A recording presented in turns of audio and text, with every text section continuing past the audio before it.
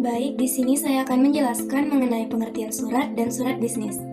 Yang pertama, surat merupakan sarana komunikasi yang digunakan untuk menyampaikan informasi tertulis oleh suatu pihak kepada pihak lain baik yang berkaitan dengan kegiatan bisnis maupun non-bisnis. Pengertian surat tersebut bersifat umum dan berlaku untuk berbagai keperluan ataupun kepentingan tergantung pada maksud dan tujuan masing-masing pengirim surat.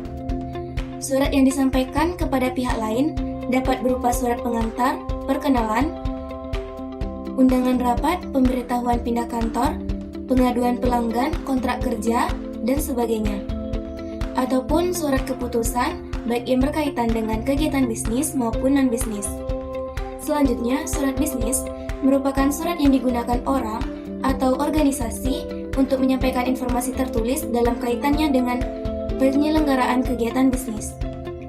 Surat-surat bisnis yang beredar di masyarakat sangat beragam, seperti surat pemesanan produk, surat perkenalan bisnis, surat pindah alamat kantor, surat pengantar, surat penagihan, surat pengumuman, dan masih banyak lagi.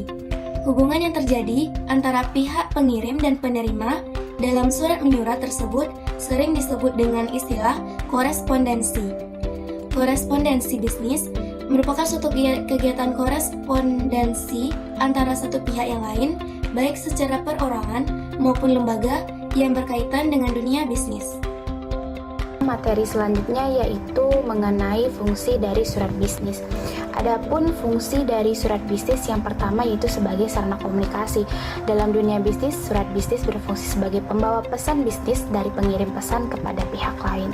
Yang kedua yaitu sebagai alat menyampaikan sesuatu, seperti surat permintaan informasi produk baru, surat penawaran produk baru, surat pemesanan produk, surat penagihan, surat penerimaan, surat penolakan, dan surat pengaduan atau klaim.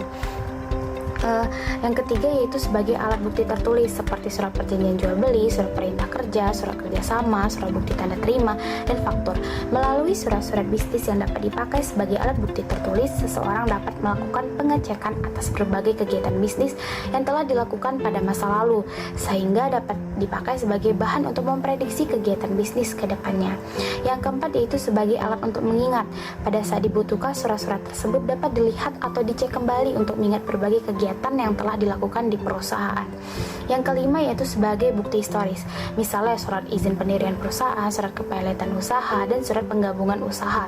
Surat-surat bisnis tersebut menjadi catatan yang sangat berharga sebagai bukti historis dalam dunia bisnis. Yang keenam yaitu sebagai pedoman kerja seperti surat keputusan dan surat perintah. Yang ketujuh yaitu sebagai media promosi. Surat bisnis dapat dijadikan sebagai media mempromosikan perusahaan termasuk produk-produk atau jasa kepada pihak lain berbagai perseorangan maupun lembaga atau organisasi, seperti surat perkenalan, surat-surat penawaran produk, dan surat pemberitahuan. Berbagai kelebihan surat dibandingkan dengan alat komunikasi lisan antara lain dapat menghindari kesalahpahaman dalam berkomunikasi karena pengirim pesan dapat mempersiapkannya dengan sebaik-baiknya dan sejelas-jelasnya. Di samping itu, penyampaian pesan-pesan bisnis juga memungkinkan pembaca untuk membacanya berulang-ulang kali, sehingga apa yang disampaikan dalam surat tersebut dapat dipahami dengan sebaik-baiknya. Materi selanjutnya yaitu pengelompokan surat. Nah, jadi secara umum surat dapat dikelompokkan dalam beberapa kelompok, yaitu pengelompokan surat menurut wujudnya, pemakaiannya, banyaknya sasaran yang dituju, isi dan maksudnya, sifatnya, dan menurut urgensi penyelesaian. Adapun pengelompokan surat menurut wujudnya, yang pertama yaitu surat bersampul.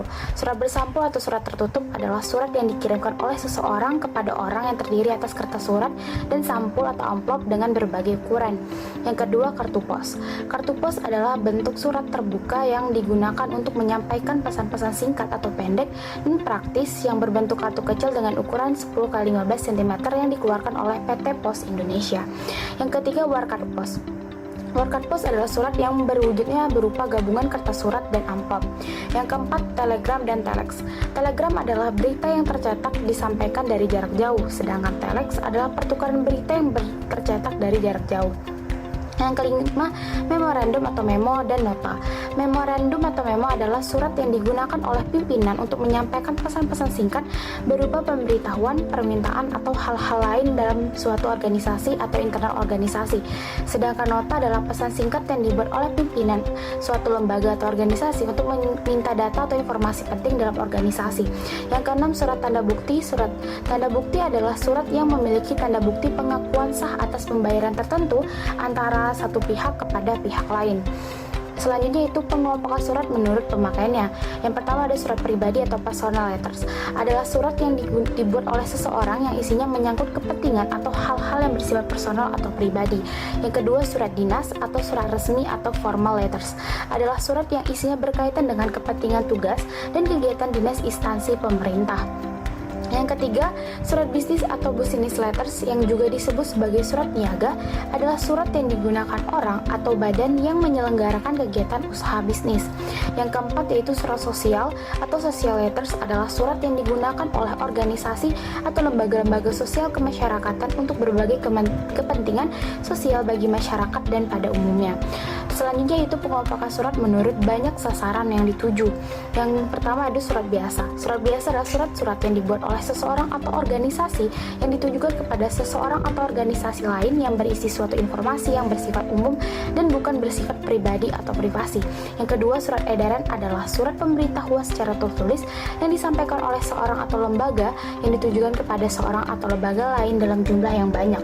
Yang ketiga itu surat pengumuman adalah surat yang berisi pemberitahuan tentang suatu hal yang perlu diketahui oleh pegawai atau karyawan suatu organisasi ataupun masyarakat yang luas. Baiklah, pengelompokan selanjutnya itu pengelompokan surat menurut sifatnya. Yang pertama, surat biasa. Surat biasa adalah surat yang isinya bersifat biasa, dapat beramplop dan tak beramplop. Yang kedua yaitu surat konfidensial atau terbatas. Surat ini adalah surat yang termasuk rahasia tetapi terbatas untuk kalangan tertentu. Yang ketiga, surat rahasia. Surat rahasia adalah surat yang isinya hanya boleh dibuka dan dibaca oleh orang atau pejabat tertentu dalam suatu organisasi. Selanjutnya yaitu pengelompokan surat menurut urgensi penyelesaian. Yang pertama, surat biasa. Surat biasa adalah surat penanganan yang diperlukan biasa saja dan tidak ada perlakuan khusus atas surat tersebut. Yang kedua, surat segera.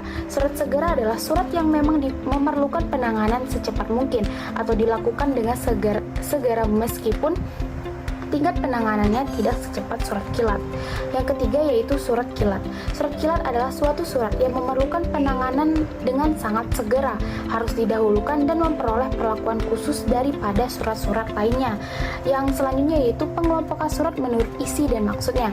Pengelompokan ini dan maksudnya sangat tergantung dari maksud dan tujuan pengirim surat. Oleh karena itu, maksud dan tujuan pengirim surat antara yang satu dengan yang lain yang berbeda, jenis ini sangatlah bervariasi.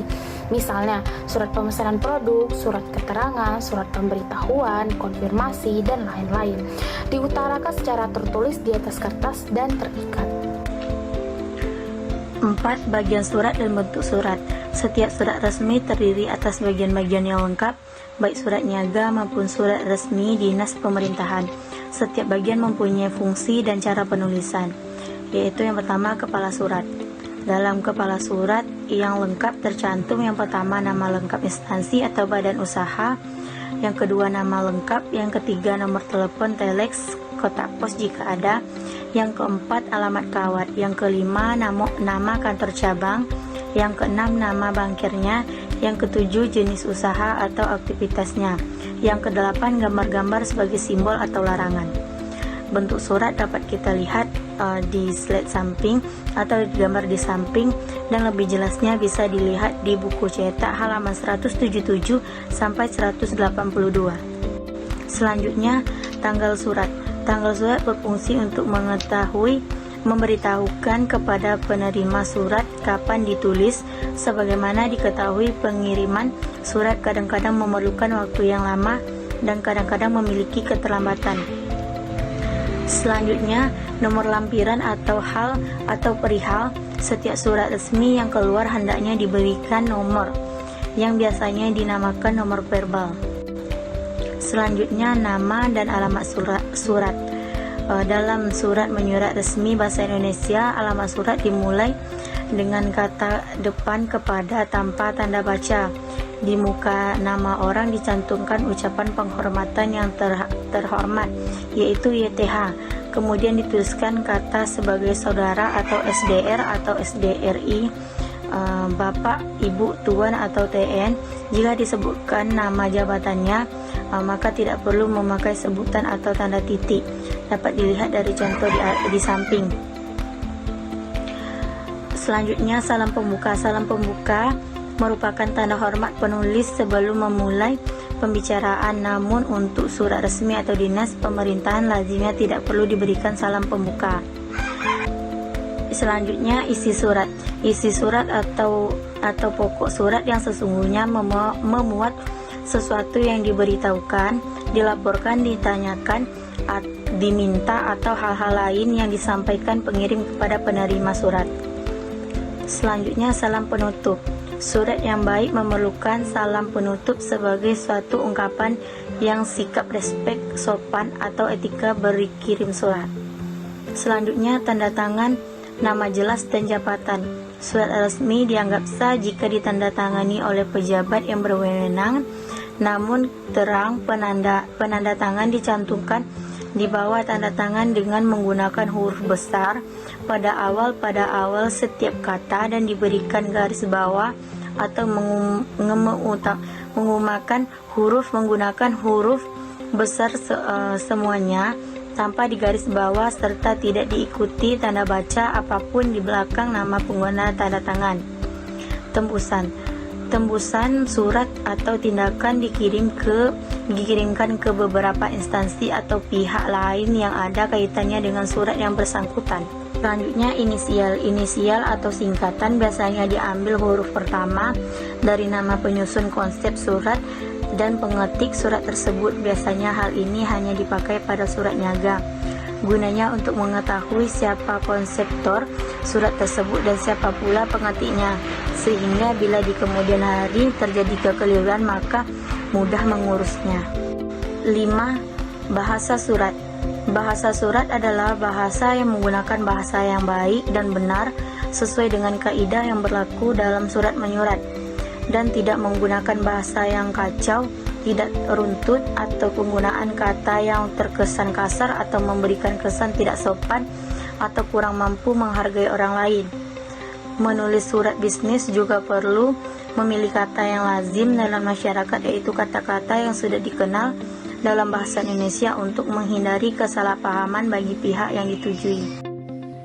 Nah, di sini saya akan memberikan penjelasan dari teman saya, yaitu materi ke-6, format lipatan surat dan amplop.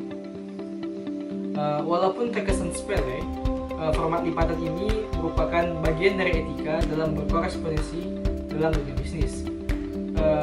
Lipatan surat bisnis nampak sepele, namun jika hal itu diabaikan akan dapat memberikan impact atau citra buruk bagi perusahaan jika mengabaikan hal tersebut. Nah, di sini kami telah memaparkan beberapa contoh format lipatan surat. Yang pertama ada lipatan baku, kemudian ada lipatan setengah baku, dan seterusnya hingga yang terakhir adalah lipatan Prancis. Nah, dari beberapa lipatan ini sebenarnya ini merupakan format standar dalam melipat surat. Namun ada beberapa lipatan tertentu seperti contohnya lipatan model Prancis, itu French fold, itu merupakan lipatan yang biasa digunakan pada masa kerajaan, tapi masih bisa digunakan dalam kegiatan urusan bisnis. Kemudian kita mengenal bentuk-bentuk amplop. Nah, bentuk-bentuk amplop ini dibedakan dari 3 hal. Yang pertama dari wujudnya, kemudian dari bentuknya, dan kemudian dari kegunaannya. Nah, dari wujudnya kita bisa membedakan dari 2 hal. Yang pertama dari amplop biasa dan amplop berjendela. Amplop biasa merupakan amplop yang biasa kita temukan sehari-hari, bisa kita gunakan juga dalam mengirim surat pas kita melakukan izin untuk tidak masuk kelas atau sebagainya. Dan amplop berjendela ini bisa kita lihat berbeda. Itu ada jendelanya, seperti plastik tersebut yang bisa kita lihat memiliki tempat untuk kita melihat. Kemudian berdasarkan ukurannya, amplop itu dibedakan menjadi 6. Ada amplop resmi, amplop bisnis, sampai amplop pendek. Nah, untuk amplop kartu ini mungkin sudah sering melihat bahwa amplop kartu itu biasanya kita dapatkan atau kita mungkin sudah memberinya pada saat kita hari raya, bisa juga berisikan uang. Kemudian amplop besar itu amplop yang bisa kita lihat memiliki ukuran paling besar dari semua amplop yang kita punya di gambar ini. Kemudian amplop pendek, dan kita dapat lihat amplopnya terlihat lebih kecil dan juga lebih pendek. Nah, kemudian untuk amplop resmi, amplop bisnis dan amplop panjang sebenarnya dalam kenyataannya memiliki ukuran yang berbeda. Namun dalam foto ini terlihat sama karena memiliki ukuran yang kurang lebih sama. Kemudian untuk penggunaannya, amplop ini dibagi menjadi 3. Yang pertama amplop katalog, kemudian amplop kancing bertali, dan terakhir adalah amplop mata berkait. Nah, amplop katalog ini biasanya amplop katalog ini kita gunakan untuk menyimpan file-file penting atau dokumen penting, dan biasanya juga nggak dilipat kabel amplopnya. Dan juga untuk menggunakannya itu hanya ditutup biasa. Nah, berbeda dengan amplop katalog, amplop kancing ini memiliki kancing dan juga tali. Jadi penggunaannya itu sama untuk penggunaannya di menyimpan dokumen. Namun untuk menjaga agar tidak mudah tercecer, maka dia diikat menggunakan tali. Nah, kemudian ada amplop mata berkait, yaitu amplop yang juga sama untuk menyimpan dokumen. Namun penggunaannya itu kita seperti menekan agar amplop tersebut terlihat aman dan dokumen dalamnya tidak jatuh.